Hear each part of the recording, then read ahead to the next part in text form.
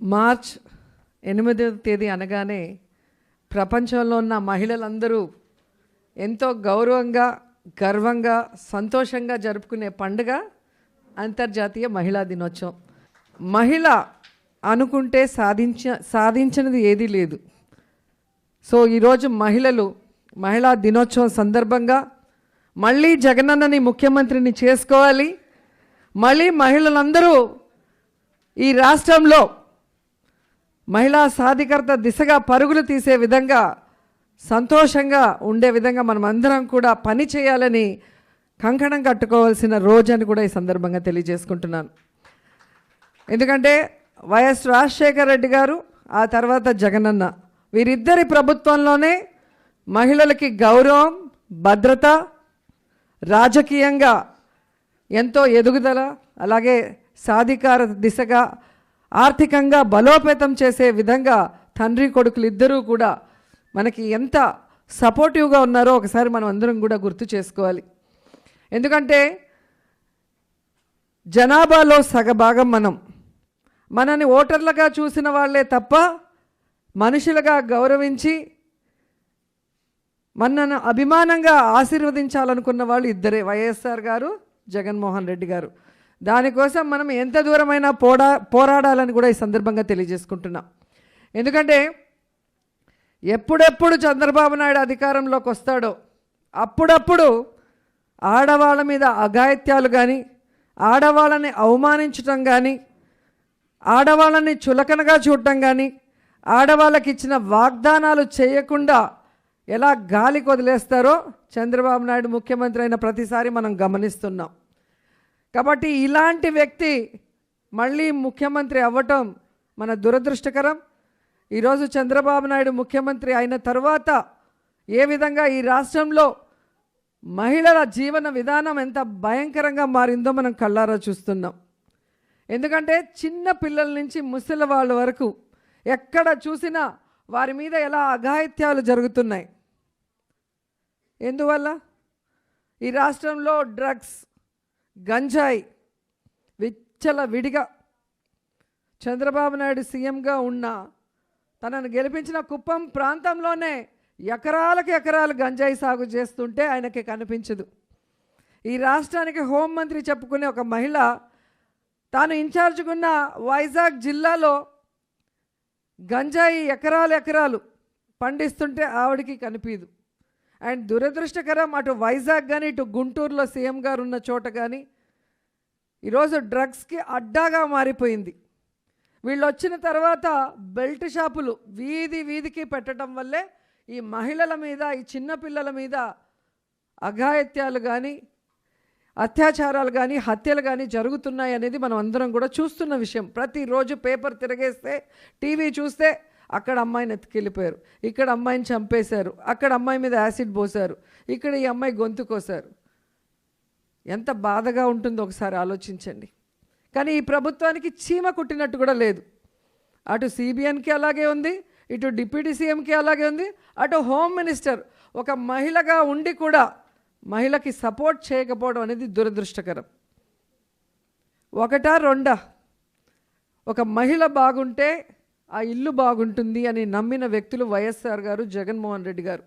అందుకే మహిళల్ని ఆర్థికంగా ఎప్పుడు బలోపేతం చేసేదానికి వారిద్దరూ కూడా కంకణం కట్టుకున్నారు. ఒక మహిళ ఏం కోరుకుంటుంది? తనకొక గౌరవంగా ఒక ఇల్లు కావాలనుకుంటుంది, తన బిడ్డలకి చక్కటి చదువు కావాలనుకుంటుంది, తన అత్తమామలకి, తన కుటుంబానికి మంచి ఆరోగ్యాన్ని అందించాలనుకుంటుంది. ఇవన్నీ కూడా వాళ్ళు ఇవ్వటం మనం చూసాం. అంటే గౌరవంగా ఆ కుటుంబంలో మనం కూడా ఒక మగవాడికి సమానంగా గౌరవం పొందుతూ మన కోరికైనా మన పిల్లల చదువు కానీ, ఇంటిల్లిపాది ఆరోగ్యంగా ఉండటం కానీ, మనం గౌరవంగా ఒక ఇంట్లో ఉండటం కానీ, ఇవన్నీ కూడా వాళ్ళు చేయటం జరిగింది. కానీ ఈరోజు ఏం జరుగుతుంది?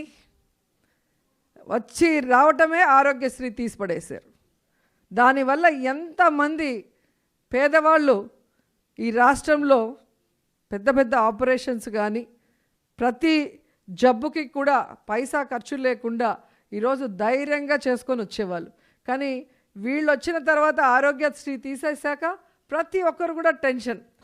ఎందుకంటే ఒక పేద కుటుంబం ఒక ఆరోగ్యం కోసమో చదువు కోసమో అప్పు చేస్తే ఆ అప్పులో వాళ్ళు మునిగిపోవటమే. ఎందుకంటే అసలు కాదు కదా, వడ్డీ కూడా కట్టలేం, చక్రవడ్డీలతో వాళ్ళని చంపేసే పరిస్థితి.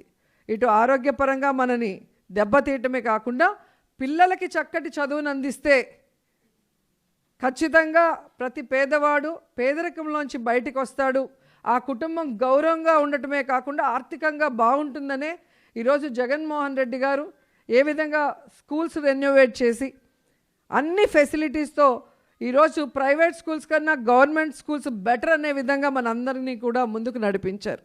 అలాంటి గవర్నమెంట్ స్కూల్స్ని ఈరోజు నిర్వీర్యం చేస్తూ ఇంగ్లీష్ మీడియం తీసేస్తూ సిబిఎస్ సిలబస్ తీసేస్తూ ఇలా ఎవరైనా సైకోలు చేస్తారు తప్ప బుర్రున్నోళ్ళు ఎవరు చేయరు. ఈరోజు సిబిఎన్ ఎందుకు స్కూల్స్ని నిర్వీర్యం చేస్తున్నారో ఆయన చెప్పాల్సిన అవసరం కూడా ఉంది. ఎందుకంటే పేద తల్లులందరూ కూడా తల్లడిల్లిపోతున్నారు. మొన్నటి వరకు చాలా గుండె ధైర్యంతో నా బిడ్డ చదువుకుంటాడు, మంచి ఉద్యోగం సాధిస్తాడు, సమాజంలో మాకు గౌరవంతో పాటు మమ్మల్ని చూసుకునే విధంగా ఆర్థికంగా ఎదుగుతాడు అనుకున్న తల్లికి ఈరోజు ప్రపంచం తలకిందులు అయిపోతుంది. సో ఇలాంటి వాళ్ళందరికీ మనం అండగా నిలబడాలి. మళ్ళీ జగనన్నని ముఖ్యమంత్రిని చేసుకోవాలి. మళ్ళీ మన బిడ్డల చదువు కానీ మన కుటుంబ ఆరోగ్య పరిస్థితి కానీ మెరుగుపరిచే విధంగా మనం ముందుకు వెళ్ళాలని కూడా ఈ సందర్భంగా తెలియజేసుకుంటున్నాను. అండ్ ముఖ్యంగా ఈరోజు మీరు చూస్తే ఆడబిడ్డ నిధి ఎంతమంది ఆడవాళ్ళ ఇంట్లో ఉంటే అన్ని 1500 ఇస్తామన్న పెద్ద మనిషి యాంకర్ లాగా ఇక్కడ ఒక మైక్ పెట్టుకుంటాడు, అవునా కాదా తమ్ముళ్ళు అని మళ్ళీ సౌండ్. ఆయన లీడరా యాంకరా నాకు అప్పుడప్పుడు కన్ఫ్యూజ్గా ఉంటుంది ఆయన పెట్టుకున్న మైక్ కానీ ఆయన అరిసే అరుపులు చూస్తే. మరి ఆ రోజు ఎంతమంది ఆడవాళ్ళు ఇంట్లో ఉంటే అంతమందికి ఆడబిడ్డ నిధి ఇస్తానన్న వ్యక్తి ఈరోజు 9 నెలలు అయిపోతున్నా కూడా ఎందుకు ఒక్క ఆడబిడ్డకి కూడా ఇవ్వలేదు అని అడుగుతున్నా. ఆడబిడ్డ ఉంటేనే కదా ఆడబిడ్డ విలువ తెలుస్తుంది. ఆడబిడ్డకి ఒక ప్రామిస్ చేస్తే అది నిలబెట్టుకోకపోతే ఆ బిడ్డ ఎంత తల్లడిల్లుతుందో అనేది ఆయనకు తెలిసేది. కానీ కోడలు మగపిల్లాడిని కంటే అత్త సంతోషించదని ఆడవాళ్ళ పుట్టుకనే అవమానించిన చంద్రబాబు నాయుడికి ఆడవాళ్ళని గౌరవించి ఇచ్చిన వాగ్దానం నెరవేర్చాలి, ఆడబిడ్డ కళ్ళ నీళ్లు పెట్టుకోకుండా చూసుకోవాలి అన్న ఆలోచన లేకపోవటం దురదృష్టకరమని కూడా ఈ సందర్భంగా తెలియజేసుకుంటున్నా. లాస్ట్ 5 ఇయర్స్లోనే ఏ ప్రభుత్వం చేయనటువంటి విధంగా జగన్మోహన్ రెడ్డి గారు నామినేటెడ్ పోస్టులలో ఎన్ని మహిళలకు ఇచ్చారు. ఎమ్మెల్యేలుగా, జడ్పీ చైర్మన్లుగా, ఎంపీపీలుగా, మేయర్లుగా ఎంతమంది మహిళల్ని తీసుకొచ్చారో మీ అందరూ కూడా గమనిస్తున్నారు. కాబట్టి ఇప్పటికే మనకి ఎంతో చేసిన జగనన్న రాబోయే కాలంలో మరింతగా మనని ముందుకు నడిపిస్తారు. కాబట్టి ఆ అన్నని ముఖ్యమంత్రిని చేసుకునే విధంగా ఈ కూటమి ప్రభుత్వం ఏదైతే చెడు ప్రచారం చేస్తూ తమ పచ్చ ఛానళ్లతో జగనన్న మీద చేసే దాడిని మనమందరం కూడా మూకుమ్మడిగా అడ్డుకట్ట వేయాలి. ఎక్కడ ఏది జరిగినా ఇమీడియట్గా ఆ జిల్లాలో మహిళా శక్తి మేల్కొనాలి, దాని మీద ప్రజలకి వివరణ ఇవ్వాలి, వాళ్ళు చేసే అబద్ధపు ప్రచారాన్ని ఖండించాలి. సో ఇదే మనం జగనన్నకు చేసే మేలు. సో ప్రతి మహిళలో టాలెంట్ ఉంది, ధైర్యం ఉంది.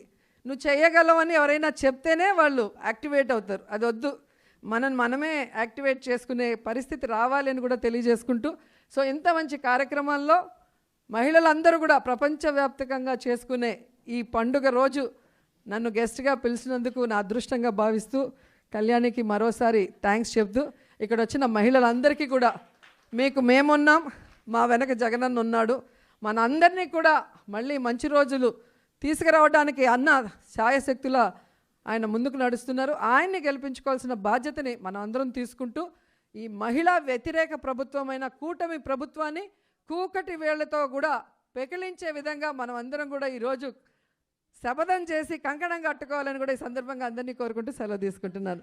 జై జగన్, జై జై జగన్.